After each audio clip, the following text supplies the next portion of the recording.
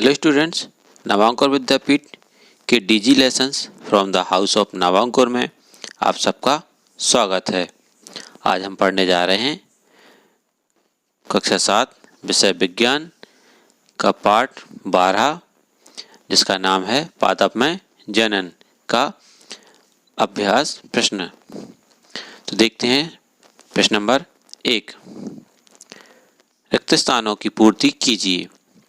का जनक पादप के कायिक भागों से नए पादप के उत्पादन का प्रक्रम खालिस्तान कहलाता है।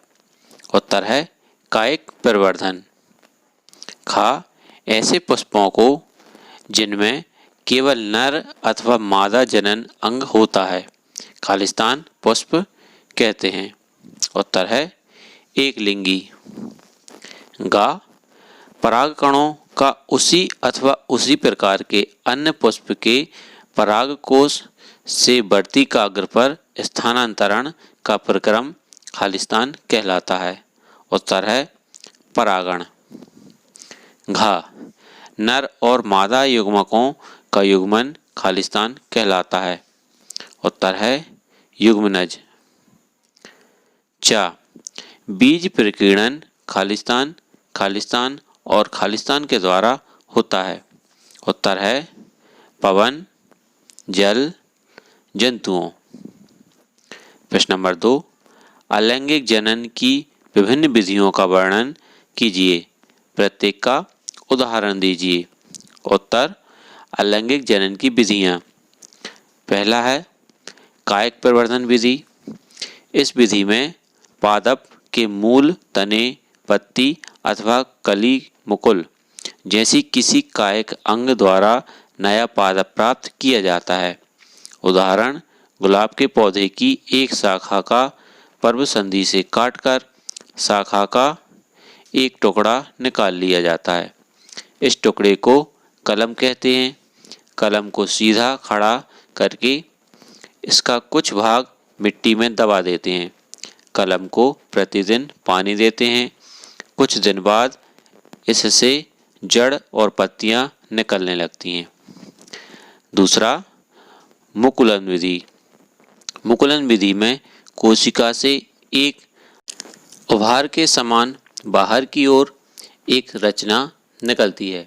इसे मुकुल या कली कहते हैं। यह मुकुल वृद्धि करता है और परिपक्व होकर मातृकोशा में या मातृकोशा से अलग हो जाता है अथवा स्वतंत्र होकर कार्य करता है। कभी कभी मुकुल मातृकोशा में लगे रहकर भी नए जीव उत्पन्न करता है। उदाहरण थोड़ा ईस्ट पाउडर लेकर इसे एक ऐसे बर्तन में डाल देते हैं जिसमें कुछ जल हो। इस जल में एक चम्मच शक्कर डालकर घोल देते हैं। कुछ समय बाद कोशा से एक उभार के समान मुकुल निकलने लगते हैं। तीसरा खंडन विधि। खंडन विधि से अलैंगिक प्रजनन सामान्य रूप से एक कोशीय जीवों में होता है। इस विधि में जीव का शरीर दो भागों में टूट जाता है। इसमें अनुकूल परिस्थिति में परिपक्व कोशिका का केंद्रक दो भागों में विभाजित हो जाता है। इसके पश्चात कोशिका द्रव भी दो भागों में विभाजित होकर दो कोशिकाओं को जन्म देता है जो स्वतंत्र रूप से वृद्धि करते हैं। उदाहरण जलाशयों में शैवाल जल और पोषक तत्व पाकर दो या दो से अधिक खंडों में विखंडित हो जाते हैं। ये खंड नए जीवों में वृद्धि कर जाते हैं। प्रक्रम निरंतर चलता ही रहता है। चौथा है बीजाणु निर्माण विधि। यह अलैंगिक जनन की विधि है। इस विधि द्वारा जीवाणु जनन करते हैं। जीवाणु उच्च ताप और निम्न आर्द्रता जैसी प्रतिकूल परिस्थितियों के कारण कठोर सुरक्षात्मक आवरण से ढके रहते हैं, इसलिए ये लंबे समय तक जीवित रह सकते हैं। अनुकूल परिस्थितियों में जीवाणु अंकुरित होकर नए पौधे बनाते हैं। उदाहरण फर्न अनुकूल परिस्थिति पाकर नए पौधों का निर्माण करते हैं। प्रश्न नंबर 3। पादपों में लैंगिक जनन के प्रक्रम को समझाइए। उत्तर पुष्प पादप का जनन अंग होते हैं। पुष्प में पुंकेसर नर जनन अंग अथवा स्त्री केसर मादा जनन अंग है।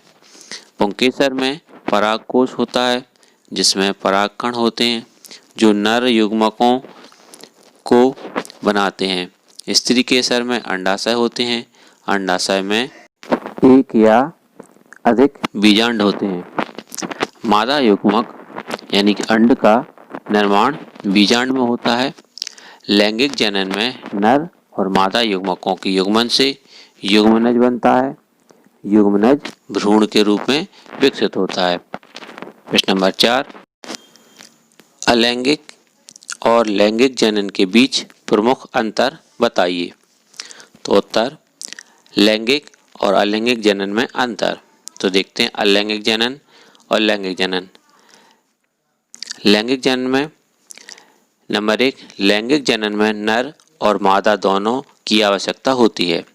अलैंगिक जनन, पहला पॉइंट, अलैंगिक जनन में नर एवं मादा की आवश्यकता नहीं होती।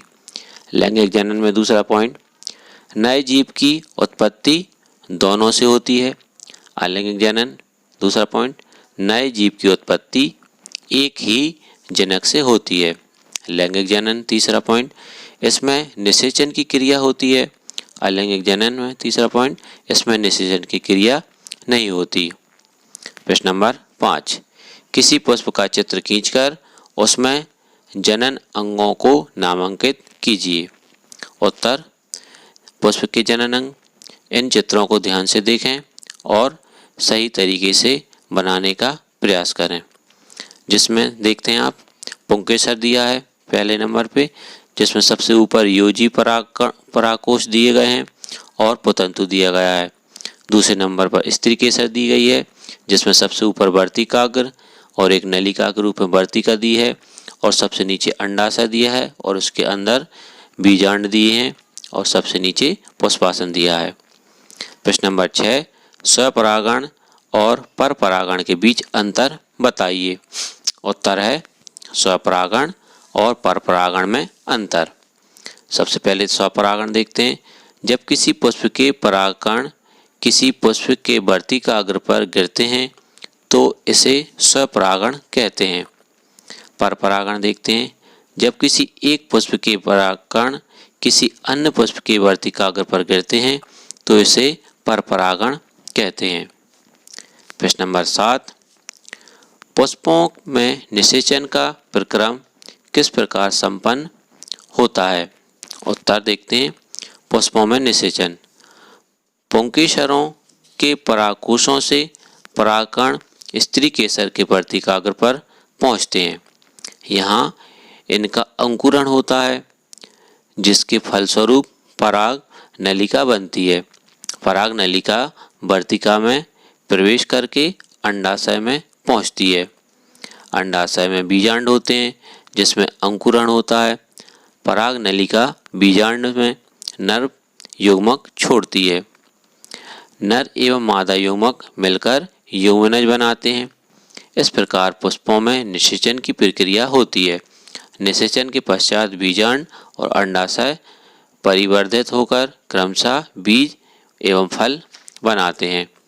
प्रश्न नंबर 8, बीजों के प्रकीर्णन की विभिन्न विधि का वर्णन कीजिए।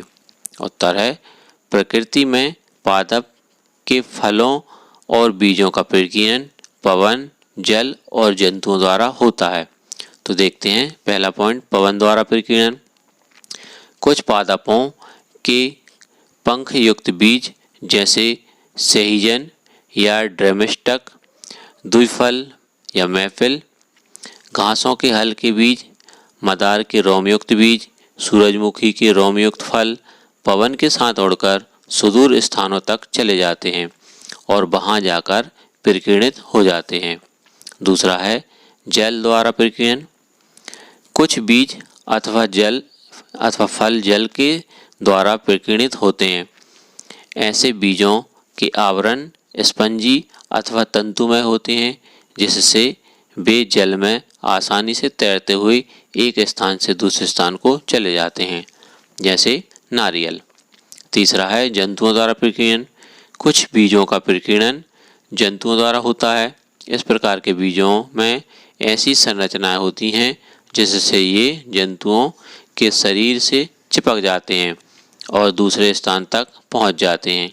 ऐसे बीज कांटेदार अथवा हुक जैसी संरचना के होते हैं, जैसे यूरेना, जैंथियम आदि। प्रश्न नंबर 9, कॉलम ए में दिए गए शब्दों का कॉलम बी में दिए गए जीवों से मिलान कीजिए। कॉलम ए और कॉलम बी। कॉलम ए में देखते हैं का, कली या मुकुल, इसका उत्तर है ईस्ट।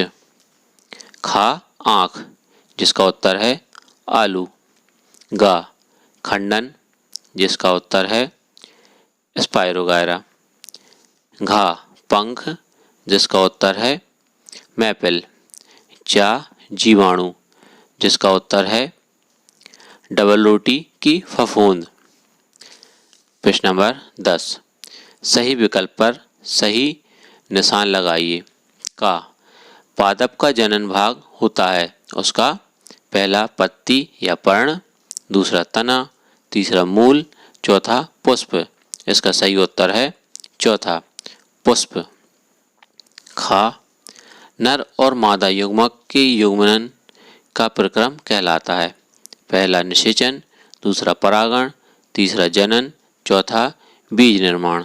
तो इसका उत्तर है पहला निषेचन। गा, परिपक्व होने पर अंडाशय विकसित हो जाता है। पहला बीज में, दूसरा पुंकेसर में, तीसरा स्त्रीकेसर में, चौथा फल में। इसका सही उत्तर है चौथा फल में। घा, बीजाणु उत्पन्न करने वाला एक पादप जीव है। पहला गुलाब, दूसरा डबल रोटी का फफूंद, तीसरा आलू, चौथा अदरक। इसका सही उत्तर है दूसरा डबल रोटी का फफूंद। चा, ब्रायोफिल्म अपने जिस अंग द्वारा जनन करता है वह है पहला तना, दूसरा पत्ती, तीसरा मूल, चौथा पुष्प। इसका सही उत्तर है दूसरा पत्ती। यहाँ अभ्यास समाप्त हुआ। धन्यवाद।